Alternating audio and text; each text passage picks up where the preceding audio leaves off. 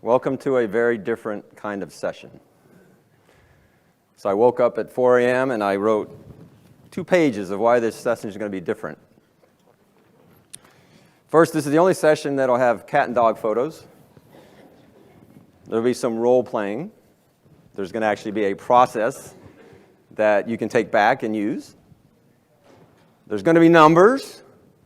So trigger warning. There's numbers. I mean, you're just going to have to get over it a bit. But the point is that we're going to get a higher level meaning from the numbers. Oh, and by the way, better metrics. So I've got little stickies here to make sure I say better metrics 50 times. That's the whole theme of the conference. Conference is really about better metrics. You didn't know that, but you're at the metrics part. So here we go. Twilight Zone. And there'll be licensed clip art. So I got a little nervous, and I actually put out the bucks and got some licensing for my clip art. And we're actually going to have a senior executive sponsor role. And there may be even a little senior executive sponsor drama in the role today. Because metrics, it's risk, right? It's the big deal, right? These are big threats out there. We've seen from the Verizon discussion these big breaches, and if you don't handle them the right way, you're in trouble. There's going to be critical thinking. And this is my first year, so please, by all means, fill out the survey, because I'm really interested in your feedback. I want to be back. I want to understand, what you're interested in, better ways to present the information. So come on in. We're just getting started. And I didn't download the app. I know my team from ADP is giving me a hard time because this is my app, my conference app, Scribbles and all that, but I think it works pretty well. But if you did download the app, you can use it because we're going to have a poll question. And I don't know, has anyone actually seen a poll question work? Yeah, because when I walked in today, I gave it a 60% chance of working. It's kind of down to 50 at this point, but someone did see it work, so I'm feeling better. But it's only one question. So we'll see how that goes. And I think that's all I need to do when we're being recorded. And anything else? I think we're all good as far as getting it moving. So I do have my colleagues from ADP are going to help us out with the role playing. And just, write out, I am Steve Resnick, Director of Operational Risk Management, ADP. And what I'm saying today, all the views, any clunky jokes or fun things are mine. So not necessarily reflects ADP, but we're all going to have fun. So you're in the right place for better metrics. I said it again. All right, so metrics. Dimming. Dimming was an early, idol of mine. I started out in the Air Force. I was in a development shop for weapon systems, nuclear missiles, scary stuff. But we were adopting the total quality methods that Dimming ran over to Japan and talked to them about because no one would listen to Dimming in the US. And that's why in the 70s, Japanese cars started kicking the ass of American cars. So we're going to use Dimming today, right? Because he's all about data. And no one flinched when I said that, so I think we're good. I'm still here. So the problem with metrics is you're digging your hole, right? Stop digging. That person's getting a life preserver. They're drowning in their data. And down here, this is going to be Sonny, our senior executive sponsor. And you can tell Sonny's not smiling, but we're going to work on that, right? Sonny is not a smiling senior executive sponsor, and we're going to work on that today. Now, I've been told, I'm a first-time presenter, that at this point some people start walking out the door, but I think we're good, right? You're in, not out. Text your friends, bring them too, and colleagues. There may be a difference. So we're going to have a fair-based approach to better metrics, which means that we're going to use the factors that FAIR talks about of risk and analyze those and understand things more important than others. Right? So not everything needs to be tracked. Some things, when they change a little bit, it affects a whole lot on what's called the loss exposure. And I'm actually going to have a workflow for you that you can take back and use. I was part of a SOCA project for COBIT, Risk IT. I don't know if you've heard of it, but we didn't know it at the time, but we just said, oh, let's throw together a little process workflow. And that turned out to be the most loved thing that we did. Everyone would ask for it at conferences, like, where's that workflow? Can I get a copy? Or what'd you do? So I do that every time I get in any situation that has anything to do with roles. And we have case studies. So we actually did this stuff. My colleague, Marta Plankas, who couldn't be here today, due to some family issues, but she did the first case study, and it's great, and she used an application called RiskLens. And the second case study, I used an application called FairU, which is the Fair Institute tool for training. And I'll tell you the differences. And the FairU one is free, so you don't have to pay a penny for it. It's on the Fair Institute. And that's my cat, and that's someone's dog in the office. So there you go. It makes me relax, so that's why I put it up there. So poll question. Okay, get your apps out. Let's see if this works. So I'm going to go to the next slide, and you type in the GRC-R02 and answer the question. And I'm going to go to here, and we'll see what happens, because that's the 8. There we go. Look at that. All right. Yes! So we're at 100% probability. It's working. Do your metrics indicate risk? So obviously I haven't explained what this means. This is just more of your how you feel, right? Because we're going to try to get better metrics. Okay, so how are we doing? Yes, no, maybe. Any Malcolm in the Middle fans? Could you repeat the question if you heard that one? No. I thought about putting that there. All right. I think it's pretty split. That's what I'm getting. And we have a lot of people. So we've got like almost 100. Wow, that's good. I'm what's called a troglodyte. Is that the word? All right. So we're going to come back to that later. And we're doing fine. So here's a classic slide. I don't know if anyone's seen this before, but raise your hand if you think there's at least one risk up here. One risk. Who thinks there's one risk? Take a look at it. I'll get a spot of tea here. And there's at least one? Okay. Keep your hand up if you think there's 2 or more. 3 or more? Does anyone think they're all risks? All right, so let's talk about risk. Did anyone attend any other sessions on risk? Did they ever put up a definition of risk? I will, because this is a fair session, so we have to do that. So a lot of things that are maybe like a threat is called a risk, right, in our industry. And I know Jack Jones does this. That's his core mantra. And he'll point out other things that may be risks. So are you changing your mind at all about how many risks might be up there? Well, let's see. I think there's only one, because data breach is the only thing that's actually happens. It's something you read about in the paper. It has a frequency and a magnitude, right? You can measure it. So we don't have a lot of time to go through this, but I did map 3 that are basically findings, right? Findings aren't risk. That's what I said yesterday at the fair breakfast. So risk is an event, right? And that's what the standards all agree on. And in fair world, risk is this, okay? I'm not going to read it. And I promise, this is the most death by PowerPoint slide. So this is the last slide that's going to be like this. Most words of any slide, the rest is numbers, which may be worse. All right, so we have basically controls protecting assets, and we have threats operating, causing harm or not, and we have impacts that may or may not happen, okay? So now, next question. Surprise, where's the risk indicator?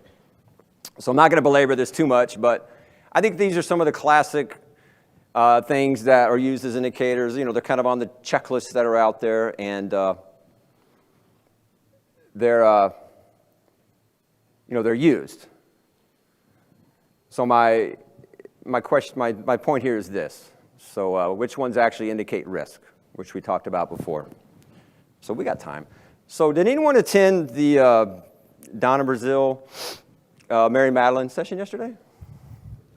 Did you? I thought it was excellent because I wasn't planning to attend, and I actually ran into Donna Brazil on the way over to the expo, and I'm like, wait a second, because my wife and I are political junkies. So I said, hey, Donna, and she we're all like trying to go in, and like, who's this? And I said, hello from the 20,000, RSA people, and I text my wife, and I'm like, honey, Donna Brazil's here. I just said hi, and she's like, who? She goes, oh, wait a second. What does the Democratic Party know about security? They got hacked. And I'm like, but Donna Brazil knows a lot now, she said. So her session was all about, the impact of getting hacked. And Mary Madeline was there, and if you didn't go, I'll tell you kind of the summary is that Donna Brazil, of course, was, terrorized in many ways with the hack, not knowing what to do. And Mary Madeline, so that was that news there. So she's got the religion now, security. And Mary Madeline is now a libertarian, evidently. She was a Republican, but she still sleeps with a Democrat. So that was her big shtick. But then what they said is they would hate to see if we politicize what we're doing because the threats are so great that we need to be protecting. We need to be protecting industry. So we need to set all these differences aside and we need to move on. So that was the basic message. Okay. So there's the risk indicator. Oh, and real quick, I just want to give a shout out to Robert Stroud. He was in Nisaka. I don't know if you knew him, but he was a great man. He was someone that really, he passed away at a young age in the 50s, but he was part of COVID, and he helped keep us lighthearted and on track about it. So he gave me these slides once and said, Steve, just use them. Do whatever you need to do. So I don't know what this is. I don't know if it's an actual loss or what, but it's funny. Okay, so key risk indicator, we're just going to build the definition, doing your standard thing. Okay, there's your fair definition. We've got a gauge, and then it's important. So we're going to talk about what importance means. I'll stay on this a little bit. So the key elements are loss event connection, risk factor, and leverage, right? And cost will be our executive sponsor is going to help us out with that.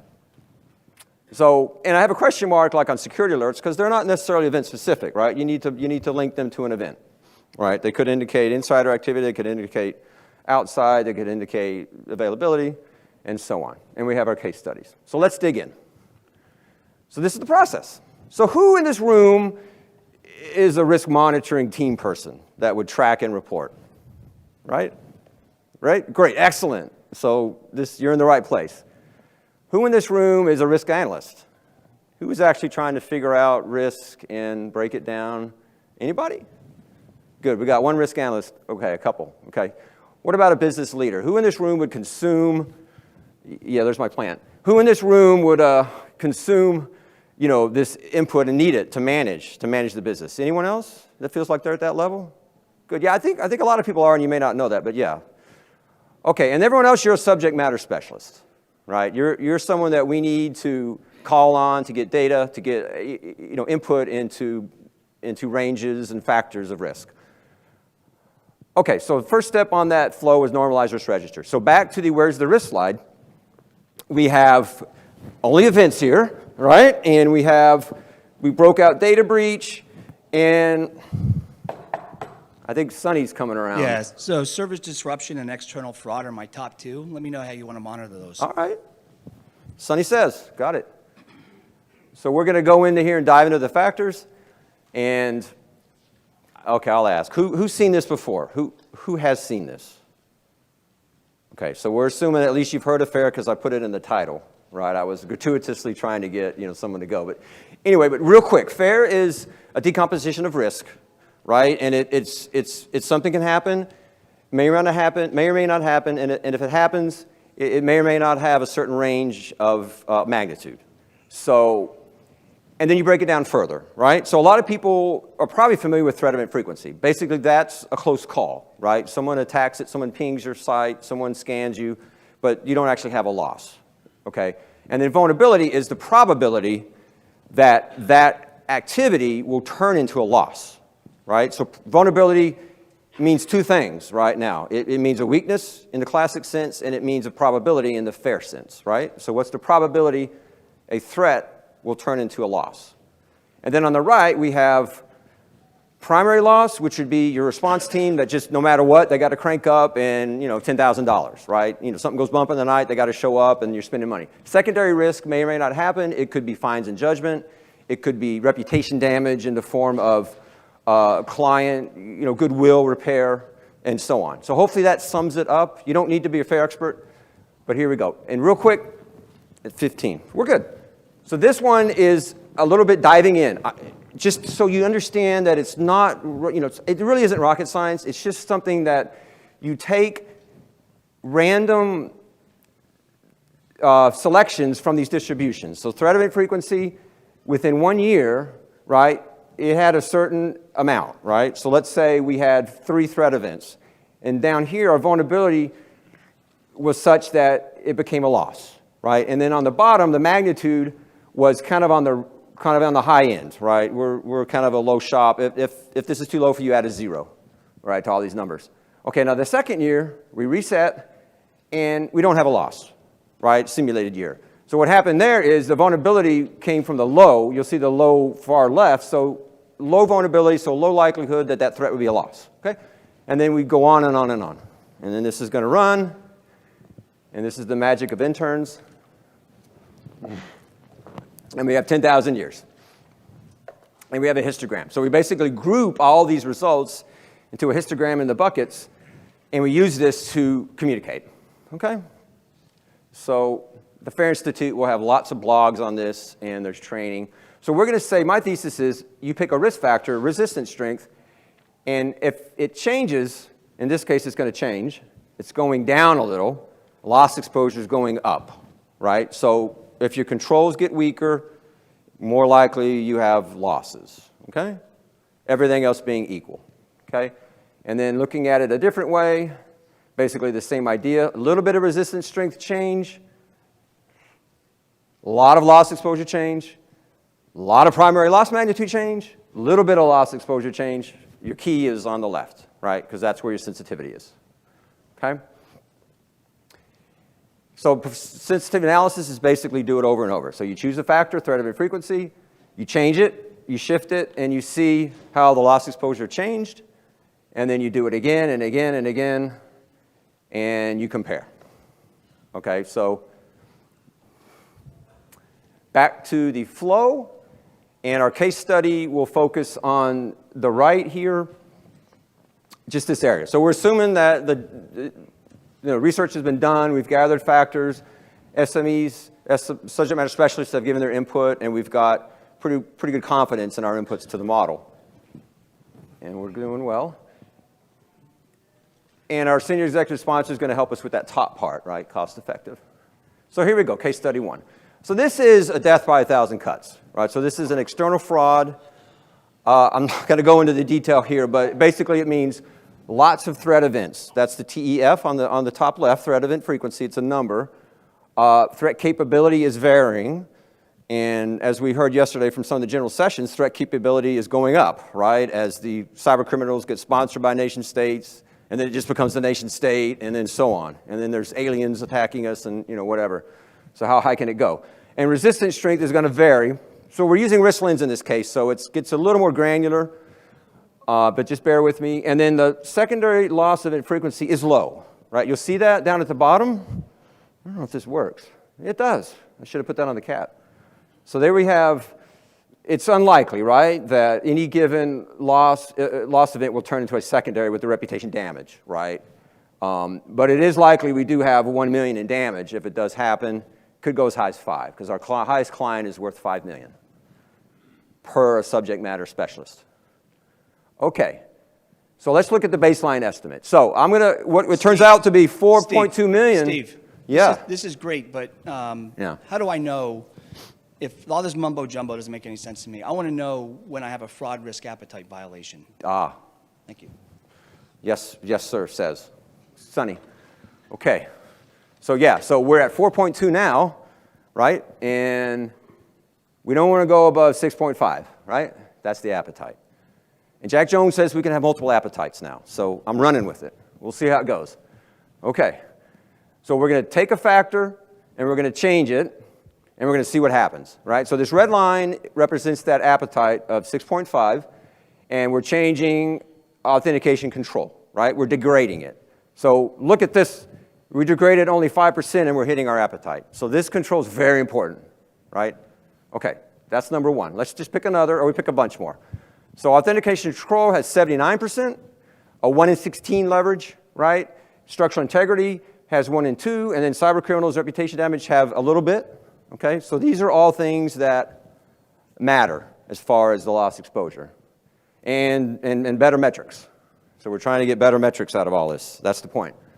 So here's another way of looking at it. You can see that the authentication control, as you degrade it by just 5%, it's hitting the appetite here, right?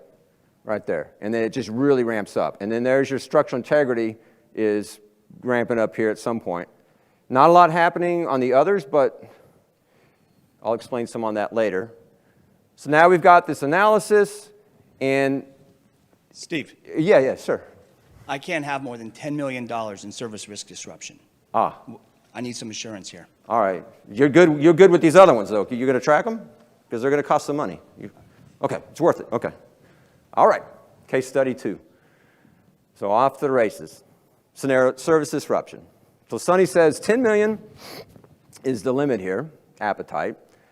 So this case is a little interesting because I'm using FairU, which is a tool that only allows you one input for threat capability. So what I've done is take the threat actors from the other, well, it's our threat actors, so they're going to be the same base ranges down at the bottom, and I've assumed that we're going to get more general hackers than cyber criminals. So we're blending it, and we're using that for now. But we need more threat intelligence over time to make sure that, it's only kind of the general hackers that kind of say, if you see an Austin Powers, $1 million, it's like, okay, they're amateurs, right? Or I think they say like 25 Bitcoin, else we're going to attack you again. Those are kind of amateurs.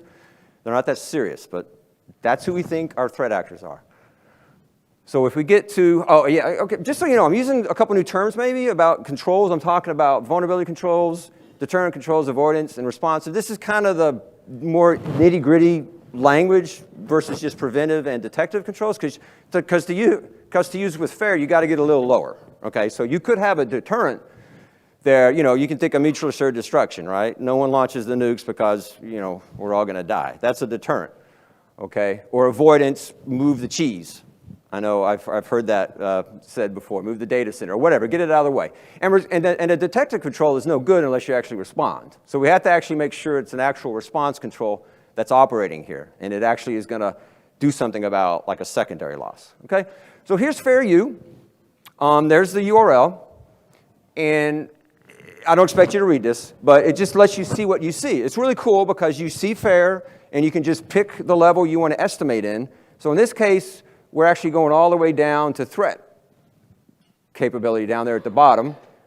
You could go vulnerability directly, or you could even do loss. You could even do loss event frequency directly. It allows you to do that. So if you have a lot of data at loss event frequency, you can put that into the model. Okay, and on the left, we have our blended threat capability. So on the right, we've got primary loss, which is $1,000 no matter what, and then we have our secondary that you just plug it right in. So it's based on that table, okay?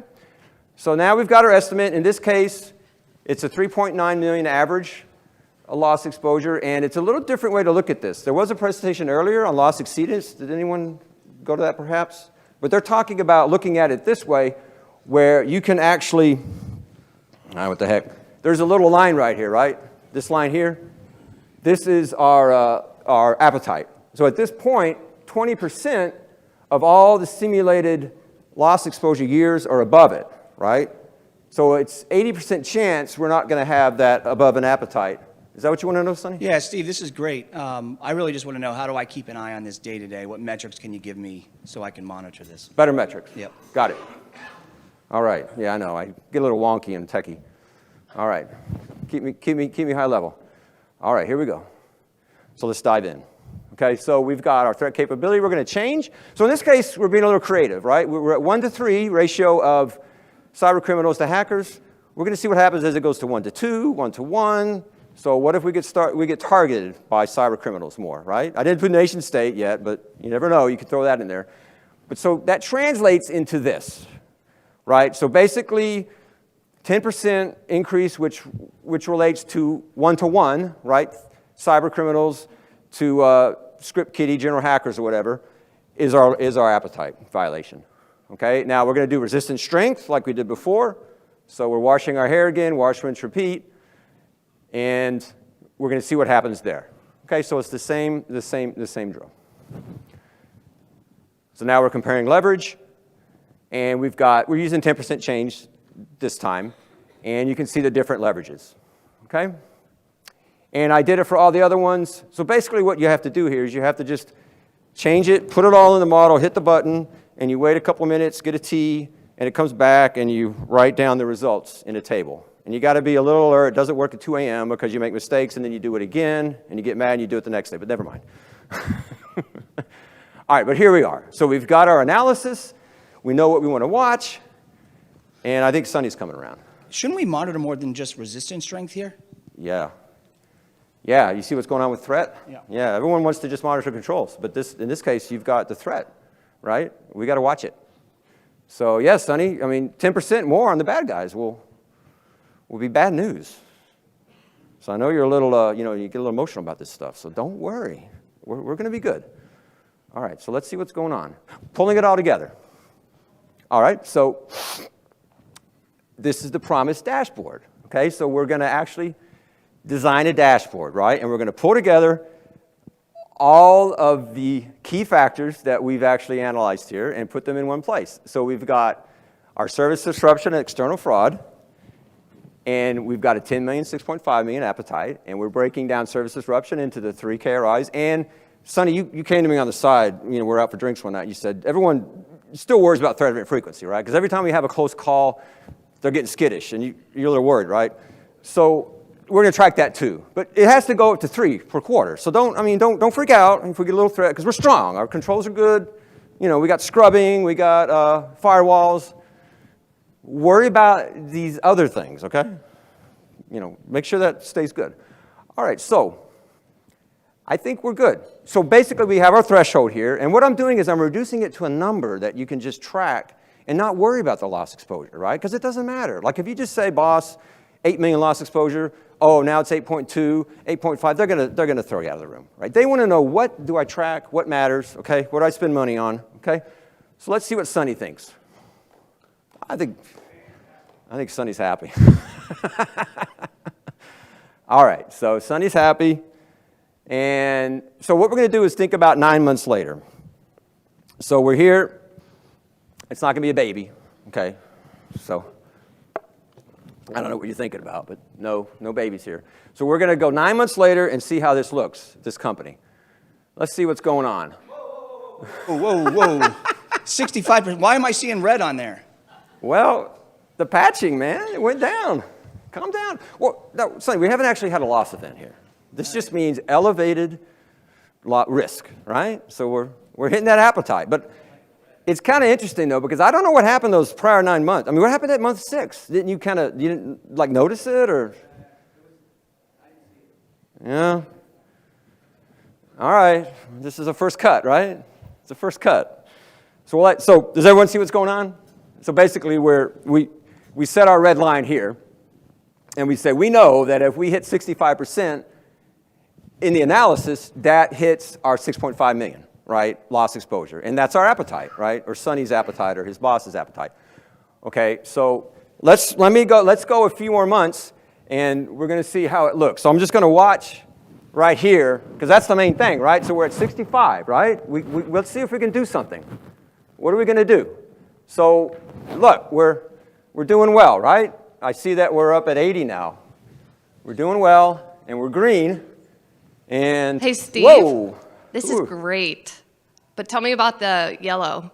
And how do I prevent that from getting to be red? Oh, I think we have a new executive sponsor. Okay. Well, okay. Another ADP colleague. Thank you. So yeah, what's going on up here? So we're good here. Someone really kicked some butt or did something and got them in line. So, I mean, even look here. We even got this stuff better, right? Patching, passwords got better. Our firewall, someone paid a little much more money, got some more Akamai, right? We're actually strong.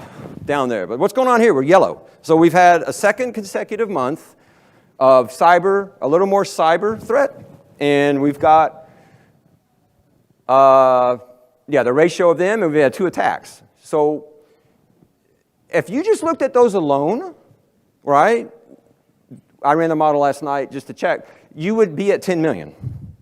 And I thought about asking that question, but that's way too crazy.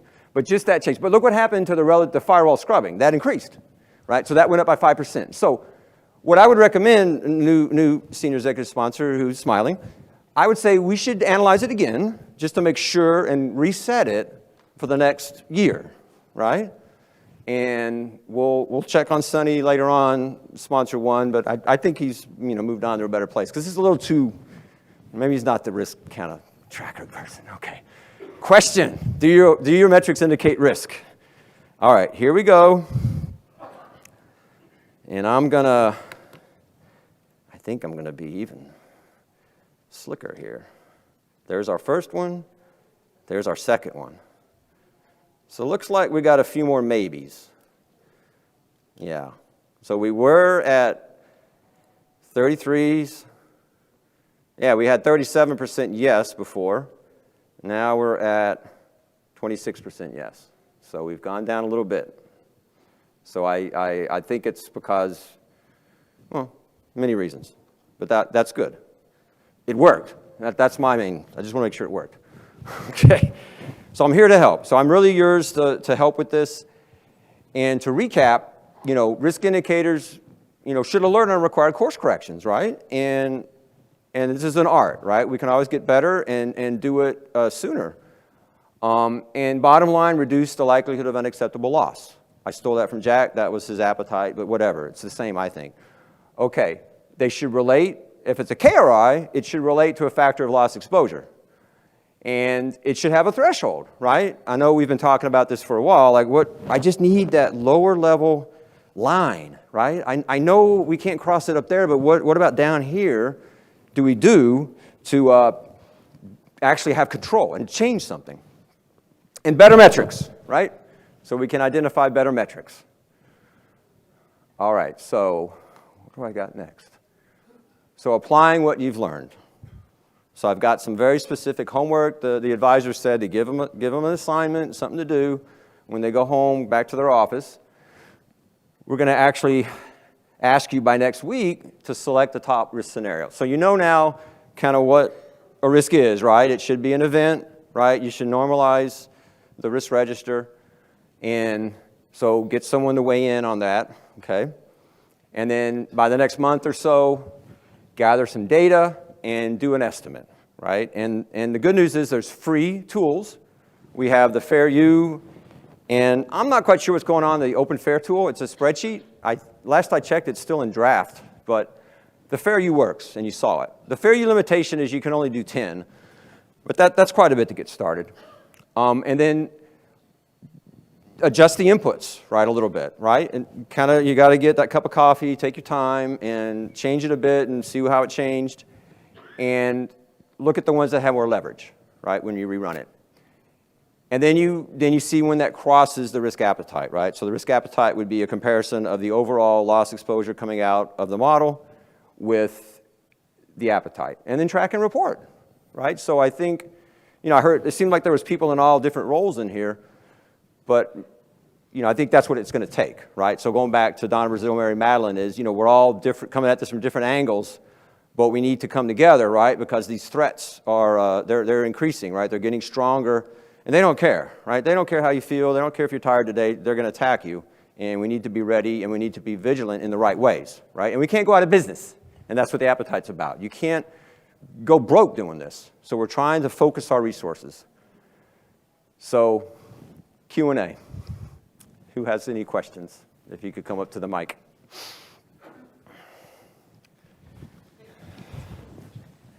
Hi there, yeah, Paul Vincent from Lloyds Banking Group. I've had the privilege of working in risk for 2 years, and now I'm a cybersecurity director. And when I was in risk, I really liked what I saw with the calculus. Now I'm in cyber, my dashboard's a little bit more two-dimensional, i.e. number of patches applied versus number of servers, etc., which is quite a straightforward metric and quite two-dimensional. But is it good enough?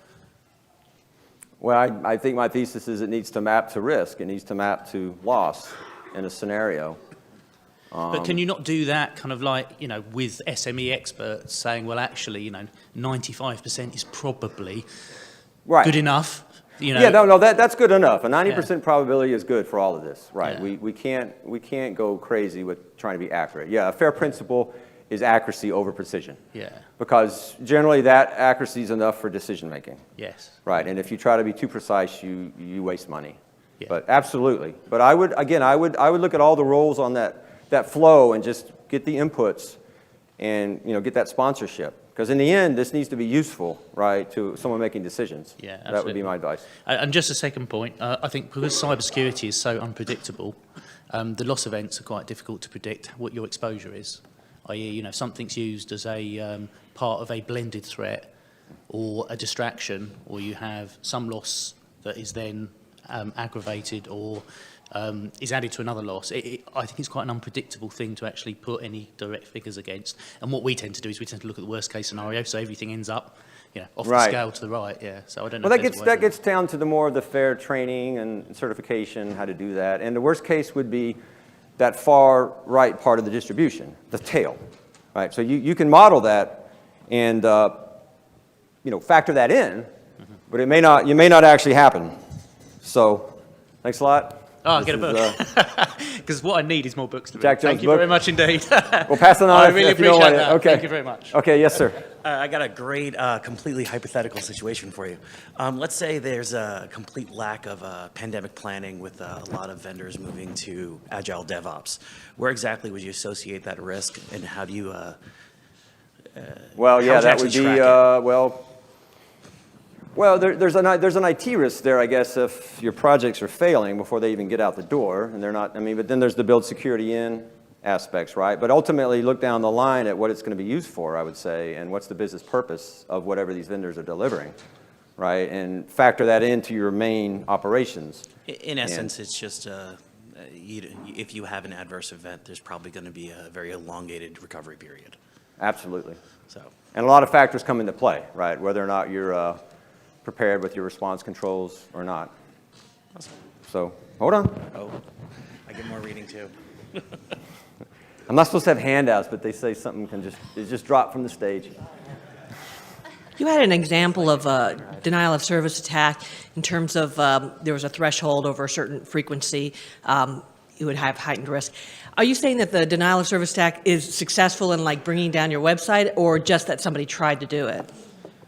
Yeah, tried to do it. Well, the thing with denial of service is you have to establish that threshold of when it is an event, loss event, right? Because you have to define, if it only happens for 30 minutes, then it's still a threat event, right? But at some point, it's defined as a loss event.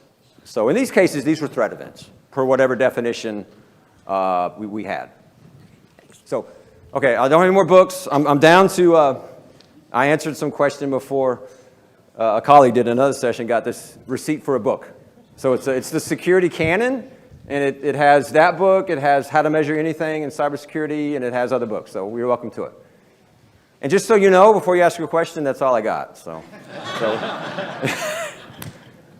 Sounds like you still want to ask. Okay, go right ahead, sir. Oh, over here, yeah. Yeah, so it's really good to communicate the likelihood of loss curves to individual BUs, right? But with the effort that goes into the KRIs, would you also calculate your KR, have individual BUs on different KRIs just given their leverage, or is the level of effort involved practically for a large enterprise just too high in your opinion? Yeah, this was more geared towards, I would call, a line of business, what I'm doing here. Because it's just, yeah, you're talking about aggregation, which is, it's the next frontier, right? And Jack got that question as well. Can you aggregate the appetites and everything?